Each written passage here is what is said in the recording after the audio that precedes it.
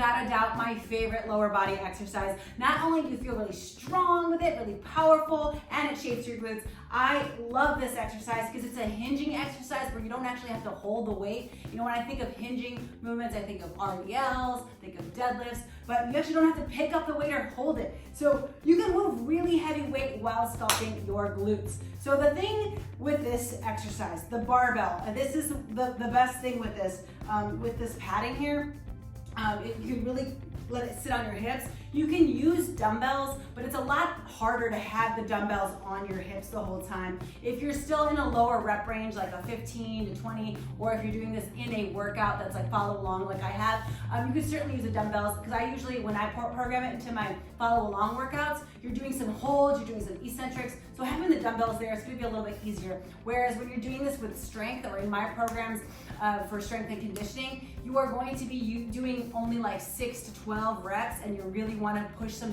heavy weight.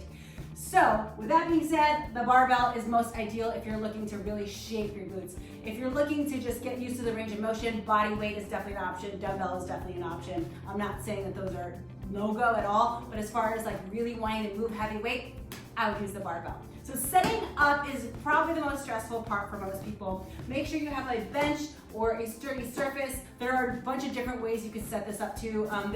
Since the barbell hip thrust has been popularized, there's so many different ways you can set up, but I'm gonna show you the traditional way with a bench, and then maybe I'll do a video with some extras and different ways that you can set up if you want to get creative. But you want a bench or a box that's really sturdy. This one I have set up in my squat rack. It may like push back a little bit when I'm going into my hip thrust, but I know that it's really sturdy and it's not going to go anywhere. So just make sure that you have something that's really, really sturdy and it's not going to move back or push you back. You want to make sure that you have your clips on there in case you're a little wobbly, especially if you're just getting used to the movement. If this is your first time doing it, I would put something a little bit lighter on just to get used to the range of motion. I put some 15s on just to show the demo today. But typically when I'm doing this, I go for a pretty heavy weight. Even if I'm doing a warm-up, this is probably not the weight that I'm doing. So with that being said, you also need a cushion because your hips is not going to feel good, especially as you're going really heavy. These are really great to put on here. A lot of people use these for squats. I'm not about that for the back squat because I feel like it gets you really unstable. I love using these for hip thrusts. If you don't have one of these, you can roll a towel up and have that on your hips. You can also use like an RLX pad, like one of those thick pads that you might see people sit on or stand on. But something that's padded for your hips is ideal. Some people even roll with yoga mats up, but whatever you need to pad your hips, really important. So what you do, you roll the bar over your hips.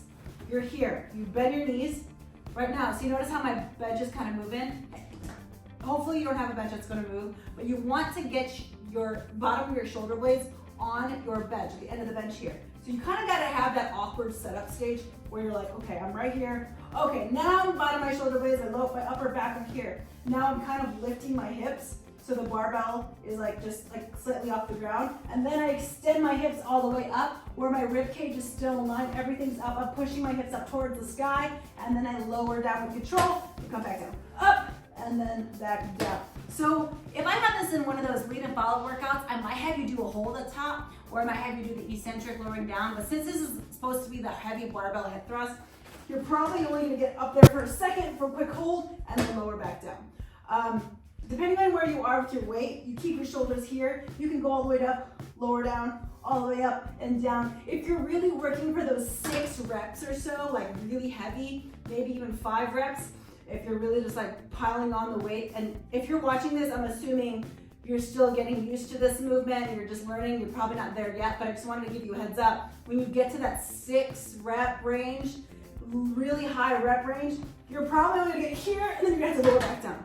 Okay, just because the weight is going to be that heavy. But when you're in that earlier stage of learning the exercise, you're definitely just going to go up, come down a little bit, up, come down a little bit. But the idea here, I'm going to move this because I don't think you can see it, is when you lift your hips, your legs are 90 degrees, your hips are fully extended, so you're not giving these half reps. You're all the way up and then coming back down. So you come up, and then back down. Again, when you're in those higher rep ranges, really going for heavy weight, you're probably gonna be like, up, and then come back down, up, come back down, okay? So I really, really love this move. You really focus on pushing through your heels when you're here.